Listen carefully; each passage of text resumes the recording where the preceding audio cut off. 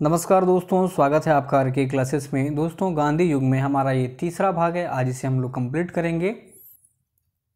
और सबसे इम्पोर्टेंट बात तो ये है कि अगर इसे आप अच्छे से रिवाइज़ करते हैं तो इसमें क्वेश्चन के साथ साथ कई सारे इंपॉर्टेंट फैक्ट्स भी जो हैं वो आपका रिवाइज होता है। अगर इसे आप अच्छे से ध्यान से देखते हैं तो ये आपको आउटपुट एग्ज़ाम में काफ़ी अच्छा देने वाला है। इसके अलावा यदि आप इस चैनल पर नए हैं तो चैनल को सब्सक्राइब कर लें, पास वाले बेल आइकन को ज़रूर दबाएं। एक बार सभी साथियों से रिक्वेस्ट है कि इसे एक बार आप लोग फुल्ली सपोर्ट करें, इसको शेयर करें जितना ज़्यादा हो सकता है, ताकि और भी जो है नए लोग जुड़ें। देखिए क्या कहता है कि गांधी जी द्वारा विदेशी वस्तु के बहिष्कार हेतु आंदोलन चलाया गया था। इसका उद्देश्य क्या था? तो विदेशी वस्तु का बहिष्कार के लिए गांधी जी ने आंदोलन चलाया। क्यों? ताकि कुटीर उद्योगों को बढ़ावा मिल सके, भारत के जो उद्योग हैं उन्हें बढ़ावा मिल सके। अगला क्वेश्चन कहता है कि किसे देशबंधु के नाम से भी या देशबंधु के रूप में जाना जाता है? तो ये हैं चित्तरंजन दास। चित्तरंजन दास, ध्यान रखिए, इन्हें देशबंधु के नाम से भी जाना जाता है। बात करें दादा भाई नौरोजी की, तो देखिए फर्स्ट पर्सन जो कि हाउस ऑफ कॉमन्स में चुने गए और इन्होंने जो है फ्रिंसबरी से चुनाव लड़ा था। ध्यान रखिएगा, फ्रिंसबरी से इन्होंने चुनाव लड़ा था और इन्हें grand old man of India भी कहा जाता है। राष्ट्र गोफ्तार पत्र लिखा था। ध्यान रखिए, पिछली बार बिहार दुर्गा में पूछा गया था। बात करें ज्योतिबा फुले की, तो देखिए सत्यशोधक समाज की स्थापना ज्योतिबा फुले ने की थी। इन्होंने बहुत इंपॉर्टेंट पुस्तक है, कई दफ़ा पूछता है, गुलामगिरी पुस्तक लिखा था ज्योतिबा फुले ने। और सबसे बड़ी बात है कि वोमेन्स महिला या बाल शिक्षा जो है हेतु इन्होंने अथक प्रयास किए और काफ़ी संपूर्ण जो है पूर्ण सफलता भी प्राप्त की थी। महिला शिक्षा के उत्थान में ज्योतिबा फुले का काफ़ी महत्वपूर्ण योगदान रहा है। ज्योतिबा फुले ने सत्यशोधक समाज की स्थापना की, गुलामगिरी नामक पुस्तक लिखा है। नेक्स्ट क्वेश्चन देख लीजिए क्या कहता है। रानी झांसी रेजिमेंट आज़ाद हिंद फौज की महिला रेजिमेंट किसके अधीन थी? तो आज़ाद हिंद फौज के द्वारा एक रानी झांसी रेजिमेंट भी बनाया गया था, जिसकी कह सकते हैं आप अध्यक्ष पूछ रहा है, तो ये लक्ष्मी सहगल थी। लक्ष्मी सहगल।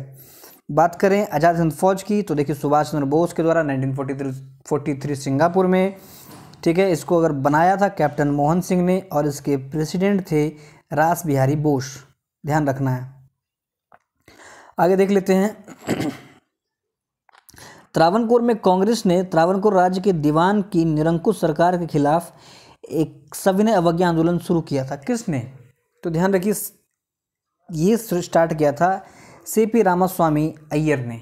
इन्होंने सविनय अवज्ञा आंदोलन शुरू किया था वहाँ के दीवान के खिलाफ, सीपी रामास्वामी अय्यर। अगला क्वेश्चन देख लेते हैं क्या कहता है।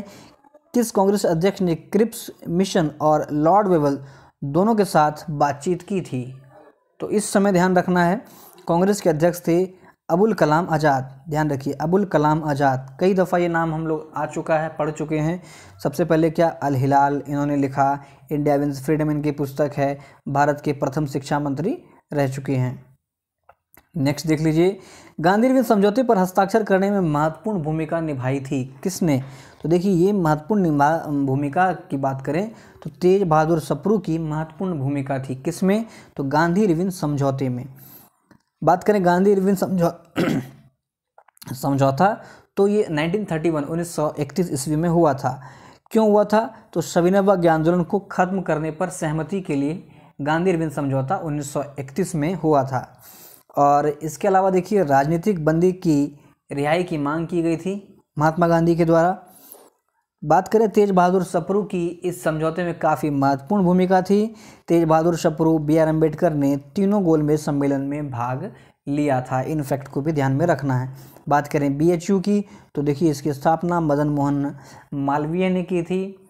ठीक है, मदन मोहन मालवीय को महानामा भी कहा जाता है। और गांधी अम्बेडकर पैक्ट में गांधी जी की तरफ से मदन मोहन मालवीय जो हैं ये अगुवाई कर रहे थे। ठीक है, मदन मोहन मालवीय ने हिंदू महासभा की भी स्थापना की थी। इन फैक्ट को हमें ध्यान में रखना है। आगे देख लेते हैं।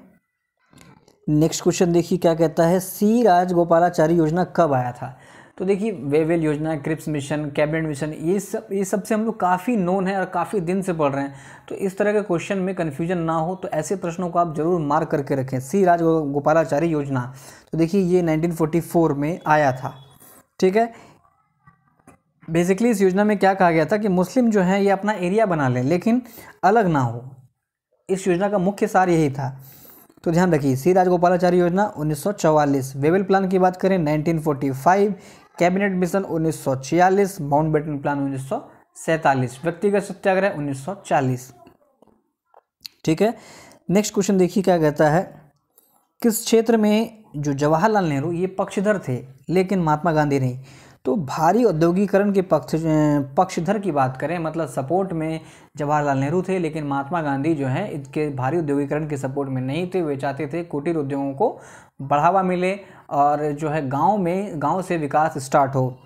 नेक्स्ट क्वेश्चन देखिए क्या कहता है, 14 जून 1947 को दिल्ली के कांग्रेस अधिवेशन में भारत के विभाजन का प्रस्ताव पारित किया गया। इस सत्र की अध्यक्षता किसने की थी? काफ़ी अच्छा क्वेश्चन है, तो ध्यान रखना है। डॉक्टर राजेंद्र प्रसाद ने इसकी अध्यक्षता की थी। किसकी? तो 14 जून 1947 में जब दिल्ली के कांग्रेस अधिवेशन में विभाजन का प्रस्ताव पारित किया गया। ध्यान रखिएगा, 14 जून 1947, अध्यक्ष राजेंद्र प्रसाद। बात करें 1946, आचार्य JB कृपलानी। देखिए ये भी ऑप्शन में रहेगा पहले, और आज़ादी के समय या JB कृपलानी ये ऑप्शन में लोग अधिकतर लगा देते हैं, तो ध्यान में रखना है। 1946 में JB कृपलानी, 1948 में पट्टाभी सीतारमैया। ध्यान रखिए। बात करें राजेंद्र प्रसाद की तो इन्हें गांधी ऑफ बिहार कहा जाता है। ठीक है, इनकी एक फेमस पुस्तक है इंडिया डिवाइडेड, इस चीज़ को ध्यान में रखना है, इंडिया डिवाइडेड। अगला सवाल देखिए क्या कहता है, सुभाष चंद्र बोस के इस्तीफे के बाद किसे भारतीय राष्ट्रीय कांग्रेस का अध्यक्ष बनाया गया था? तो सुभाष चंद्र बोस, हम लोगों ने पढ़ा था 1939 में सुभाष चंद्र बोस और पट्टाभी सीतारमैया एक दूसरे के अपोजिशन में थे, जहां पर सुभाष चंद्र बोस की जीत हुई थी। बाद में महात्मा गांधी के इंटरफेरेंस के बाद सुभाष चंद्र बोस ने इस्तीफा दे दिया, लेकिन ऐसा नहीं है कि सुभाष चंद्र बोस ने इस्तीफा दिया तो पट्टाभी सीतारमैया अध्यक्ष बन गए। ध्यान में रखिए, इसके बाद डॉक्टर राजेंद्र प्रसाद बने थे। Gandhi of Bihar, India divided पुस्तक लिखी थी। और डॉक्टर राजेंद्र प्रसाद ने 1947 जो विभाजन का बात हुआ था उसमें अध्यक्षता की थी। अगला देखिए, कहता है किसे भारतीय स्वतंत्रता प्राप्त करने के बाद कांग्रेस के किसने जो है भारतीय स्वतंत्रता प्राप्त कर लेने के बाद समापन का सुझाव दिया था, मतलब कांग्रेस को हम लोग अब वैनिश कर दें, ख़त्म कर दें, तो ये कहा था महात्मा गांधी ने। ध्यान रखिएगा। ठीक है, क्वेश्चन देखिए किस तरह से पूछा जाता है कि किसने भारतीय स्वतंत्रता प्राप्त करने के बाद कांग्रेस के समापन का सुझाव दिया था। काफ़ी टेढ़ा टाइप का क्वेश्चन पूछा जाता है। ठीक है, समापन मतलब उसे आप समाप्त कर दीजिए, तो ये कहा था महात्मा गांधी ने। इन्हें राष्ट्रपिता कहा था सुभाष चंद्र बोस ने। सुभाष चंद्र बोस की बात करें तो 1939 में फॉरवर्ड ब्लॉक की स्थापना की थी। ध्यान रखिए। बात करें जयप्रकाश नारायण की तो देखिए कांग्रेस सोशलिस्ट पार्टी से ये संबंधित थे। बात करें कांग्रेस सोशलिस्ट पार्टी तो ये 1934 में ये बना था और इसके जो प्रेसिडेंट थे आचार्य नरेंद्र देव। नेक्स्ट क्वेश्चन देखिए क्या कहता है, अनहैप्पी इंडिया के लेखक लाला लाजपत राय। अनहैप्पी इंडिया, ध्यान रखिए, इम्पॉर्टेंट है। लाला लाजपत राय ने problem of national education in India भी लिखा था। भारत में जो है शिक्षा की, राष्ट्रीय शिक्षा की क्या समस्याएं हैं उस पर भी लाला लाजपत राय ने प्रकाश डाला था। नेक्स्ट देखिए, a nation in the making, Surendra Nath Banerjee. ठीक है, इंडियन एसोसिएशन की स्थापना भी सुरेंद्र नाथ बनर्जी ने की थी। आगे देख लेते हैं, भारत के बाहर एक स्वतंत्र भारतीय सेना की स्थापना करने वाला पहला व्यक्ति कौन था? तो देखिए ये थे रास बिहारी बोस।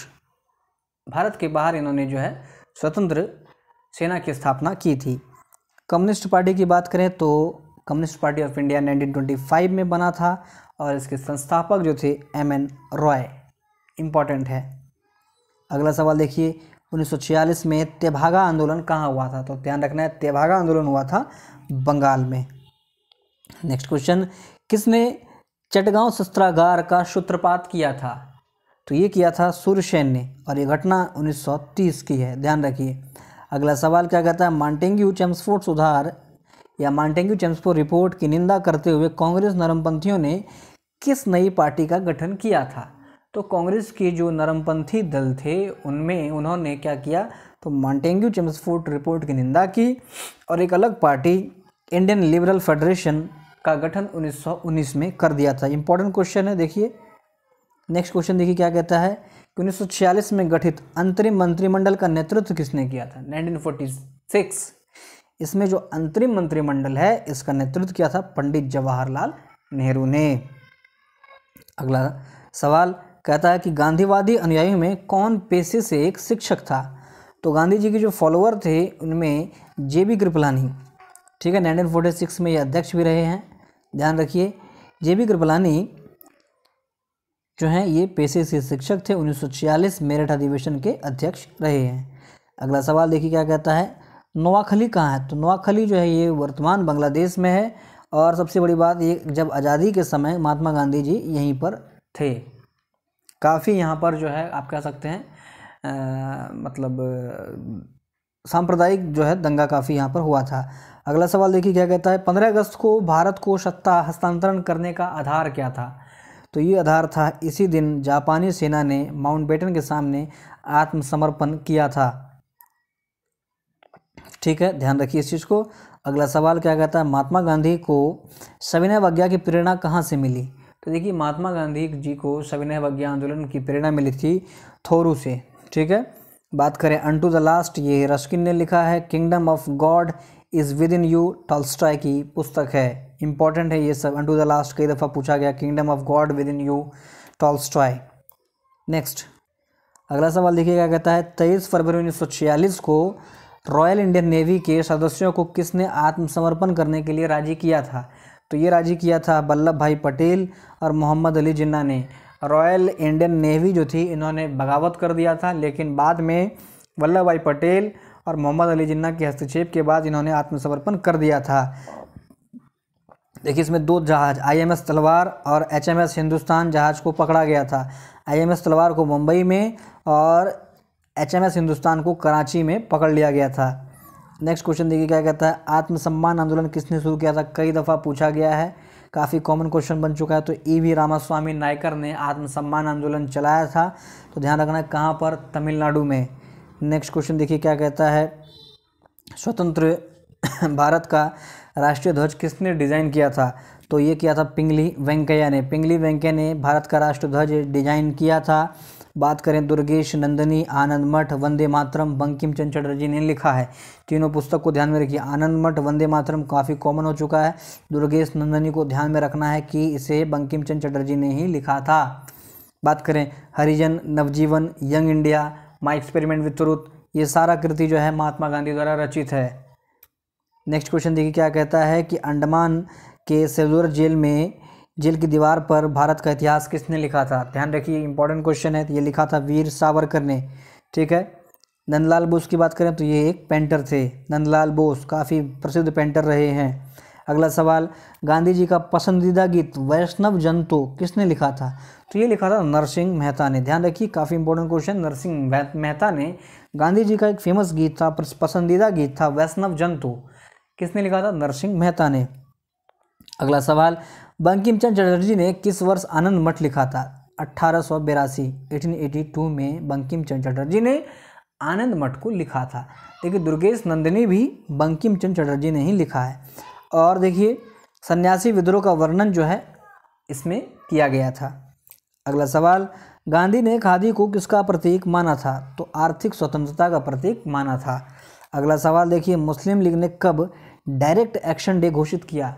तो ये किया था 16 अगस्त 1946 को, ठीक है, ध्यान रखना है, डायरेक्ट एक्शन डे 16 अगस्त 1946।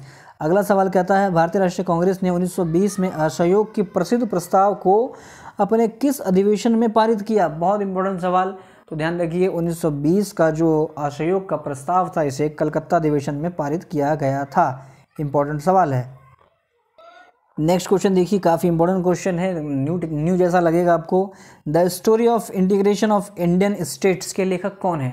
तो इसे लिखा है VP मेनन ने। इंपॉर्टेंट है, ध्यान रख लीजिएगा, VP Menon, the story of integration of Indian state. अगला क्वेश्चन क्या कहता है, भारतीय संविधान सभा की केंद्रीय शक्ति समिति के अध्यक्ष कौन थे। केंद्रीय शक्ति समिति पंडित जवाहरलाल नेहरू। एक चीज़ आप ध्यान में रखिएगा, जितना भी केंद्र से रिलेटेड होता है मतलब हो समिति की, तो उसमें ये ही ज़्यादातर अध्यक्ष रहे हैं, इस चीज़ को हमें ध्यान में रखना है। आगे कहता है कि अखिल भारतीय हरिजन संघ की स्थापना किसने की थी? तो अखिल भारतीय हरिजन संघ की स्थापना की थी महात्मा गांधी ने। इसके अलावा देखिए महात्मा गांधी ने ऑल इंडिया अनटचेबिलिटीज़ लीग को भी बनाया था। ऑल इंडिया अनटचेबिलिटीज़ लीग, देखिए यहाँ महात्मा गांधी, बी आर अम्बेडकर दोनों ऑप्शन में रहता है, तो इस चीज़ को हमें ध्यान में रखना है।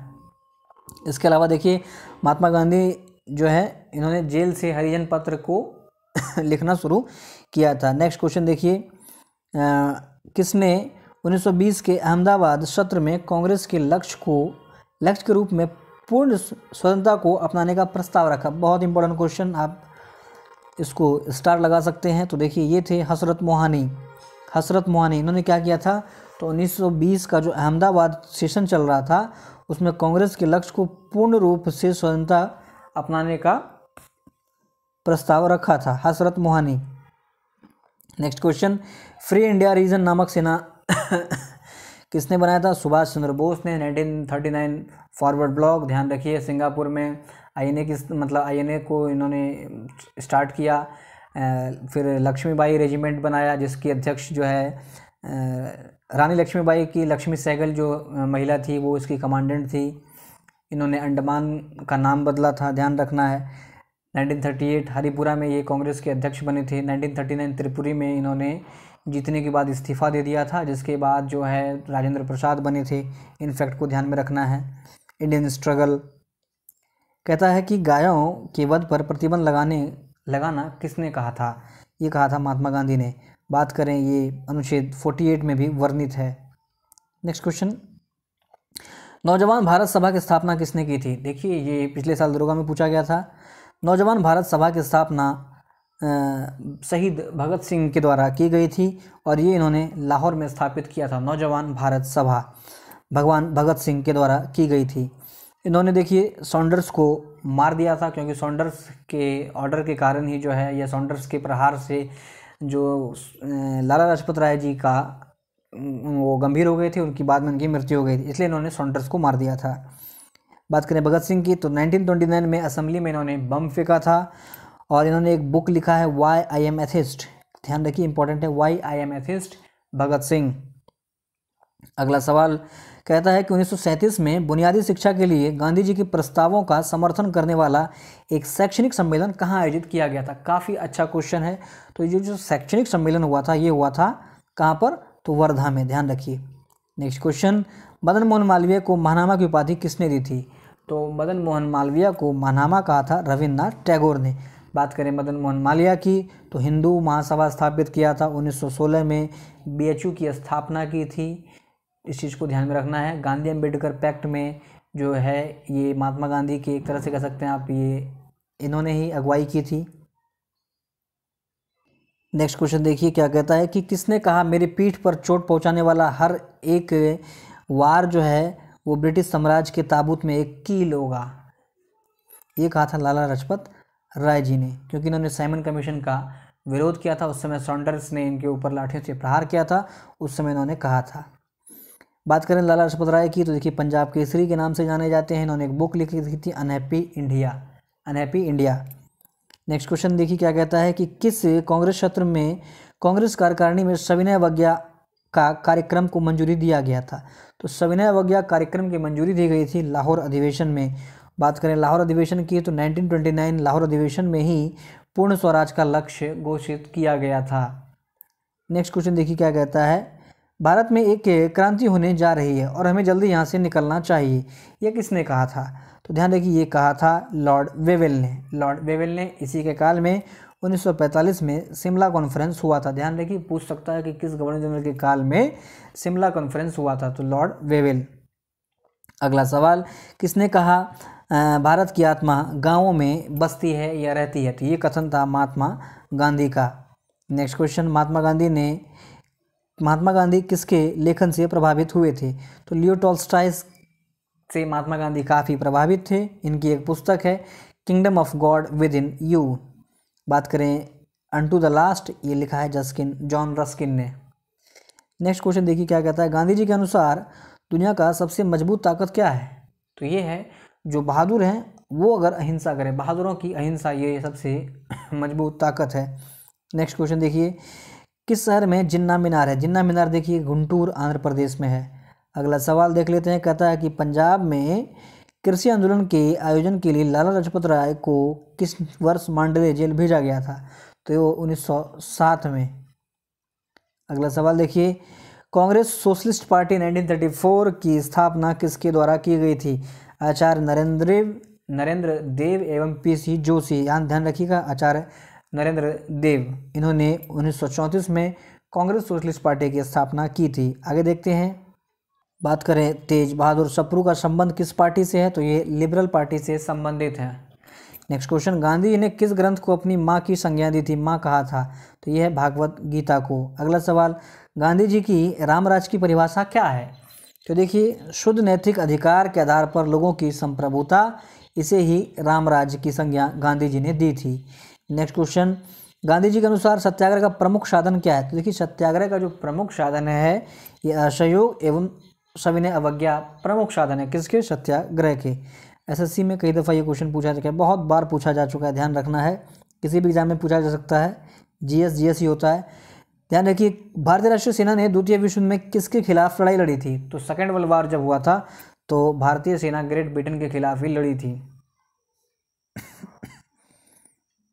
अगला question, all India depressed class federation किसने स्थापित किया था?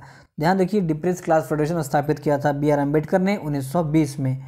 उसके बाद देखिए, बी आर अम्बेडकर के द्वारा बम्बई में बहिष्कृत हितकारिणी सभा की भी स्थापना की गई थी। नेक्स्ट बात करें, अखिल भारतीय छुआछूत league, all India अनटचेबिलिटीज league Mahatma Gandhi के द्वारा किया गया था। ज्योतिबा फुले गुलामगिरी पुस्तक लिखा है, महिला शिक्षा हेतु एक बड़ा आंदोलन किया था, सफल आंदोलन। नेक्स्ट कहता है कि वहाबी आंदोलन का केंद्र कहाँ था? तो ये था पटना में, ध्यान रखिए। और ये शुरू किसने किया था? सैयद अहमद बरेलवी ने जो है वहाबी आंदोलन स्टार्ट किया था। अगला सवाल देख लीजिए, 12 अप्रैल 1944 को सुभाष चंद्र बोस ने एक कस्बे में आईएनए का झंडा फहराया। अब वह कौन सा राज्य या केंद्र शासित प्रदेश है? तो ये है मणिपुर। ध्यान रखिए, मणिपुर, अंडमान नहीं मार देना है। सुभाष चंद्र बोस की बात करें, सुभाष चंद्र बोस ने अंडमान एवं निकोबार को आज़ाद कराया था। अंडमान का नाम रखा था शहीद द्वीप और निकोबार को रखा था स्वराज द्वीप। अगला सवाल, भारत छोड़ो आंदोलन के दौरान समांतर सरकार का गठन कहाँ किया गया था? तो ये किया गया था बलिया में, और ये किया था चीटू पांडे ने। ये हमारा गांधीवादी युग का तीसरा भाग पूरी तरह से समाप्त हुआ। अब हम लोग अगले चैप्टर पे बढ़ेंगे। मिलते हैं अगले लेक्चर में। धन्यवाद।